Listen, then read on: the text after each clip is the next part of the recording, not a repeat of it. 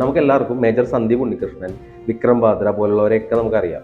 പക്ഷെ ഇതുപോലുള്ള ഒരുപാട് അൺസങ് ഹീറോസ് ഇന്ത്യൻ ആർമിയിലുണ്ട്. അതിലൊരാളാണ് ജസ്വന്ത് സിംഗ് റാവത്ത്.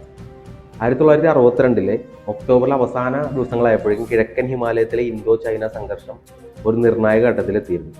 റൈഫിൾമാൻ ജസ്വന്ത് സിംഗ് റാവത്ത് ഉൾപ്പെട്ടിരുന്ന 4 ഗർവാൾ റൈഫിൾസിനെയും 62 ഇൻഫൻട്രി ബ്രിഗേഡ്സിന് കീഴിൽ കൊണ്ടുവന്നു.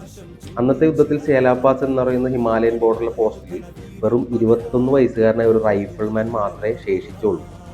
അവൻ്റെ പേരാണ് ജസ്വന്ത് സിംഗ് റാവത്ത്. ചൈനീസ് ആർമി ആയിരങ്ങൾ എത്തിയപ്പോൾ ജസ്വന്ത് സിംഗ് ഒറ്റയ്ക്ക് പോരാടിയത് 72 മണിക്കൂറാണ്.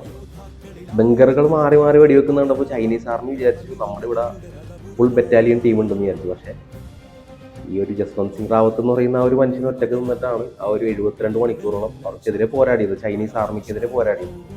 അവസാനം ചൈനീസ് ആർമി അവനെ പിടികൂടി. പക്ഷേ ഭയന്ന് സറണ്ടർ ചെയ്യാനായിട്ട് അവന് സാധിച്ചില്ല. അവൻ അവൻ്റെ ജീവൻ സ്വന്തം രാജ്യത്തിന് വേണ്ടി കൊടുത്തു. ഇന്നും അവൻ്റെ ക്യാമ്പിൽ ഒരു ബെഡ്, ഒരു പ്ലേറ്റ്, ഒരു യൂണിഫോം എല്ലാം സൈനികർ മെയിൻറ്റെയിൻ ചെയ്യുന്നുണ്ട്. കാരണം അദ്ദേഹം ഇന്നും ഗോസ്റ്റ് ഓഫ് ഹിമാലയാസ് എന്നാണ് വിളിക്കപ്പെടുന്നത്.